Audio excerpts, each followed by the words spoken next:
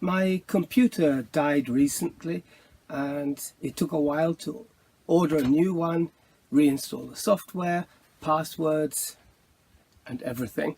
And so in the meantime, I thought I'd make a quick video at home to answer some of the questions and comments that I get from the viewers. Yes, I have to apologize for the sound. I'm still learning how to make videos, and though I practice at home, the lodge has a high ceiling and marble on the walls, and that seems to interfere with the microphone. But I think it's getting better, so I'm sorry about that. And yes, I do cough a lot during the performances. I have asthma, and when the weather's bad, my breathing tends to be irregular. So yes, not much I can do about that. About the themes of these videos, they come from the book that I'm writing, which covers the period just before and just after the revival in 1717. I had planned to do about 30 videos,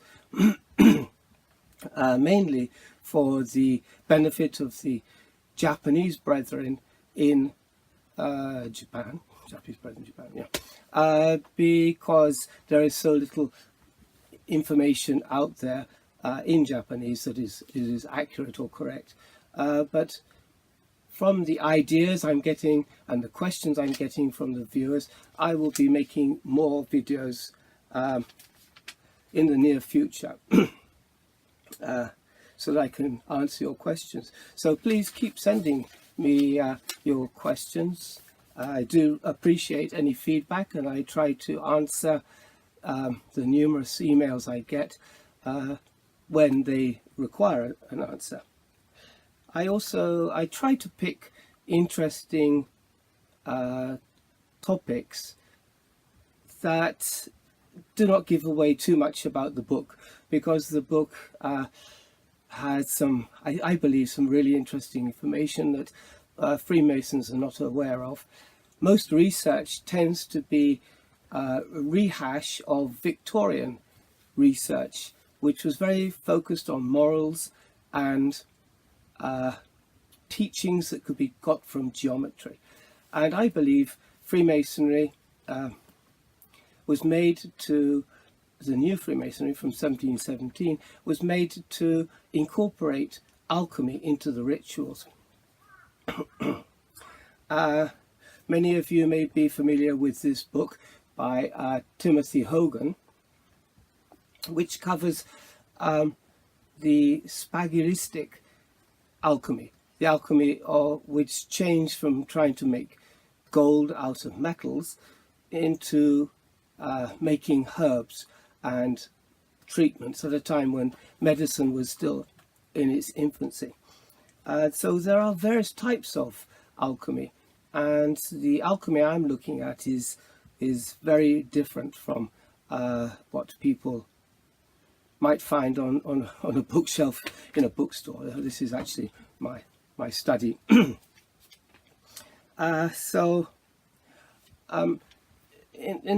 In the next week or so, I hope to put up a video where I analyze the second degree in terms of both alchemy and steganography.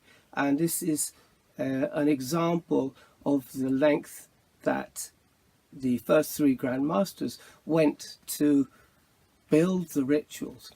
And you will be, I think, surprised by the correspondences that I have uncovered. So please be sure to subscribe to this video if you're enjoying it, so that you don't miss the next video. And a second degree lecture, which I've given in the lodge as well, is a little bit long, and it may have to be divided into two shorter videos. In the next few days, I hope to be uploading a video about Anno Lucis, which is nearly finished. It was nearly finished when the computer died and had to be recovered from the hard drive, and so I'm working on that. It'll be, I hope to put it up in within a week or so, which means at the end of May 2018. So I find Freemasonry extremely interesting. It's much deeper than people understand.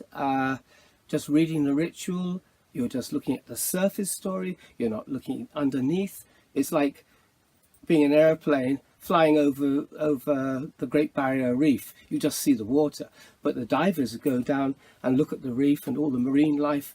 You know, it's another world. There is another greater, more interesting teaching to Freemasonry, and I hope to introduce it bit by bit. And for example, I have here a copy of Mackay's revised encyclopedia. Here, and this is volume 1 for those who have access to it, page 409. So please read what it says under God, spelt G.O.D. You will be really surprised. So I'll leave it at this, and please send me your mails, please subscribe, and thank you for watching. Thank you.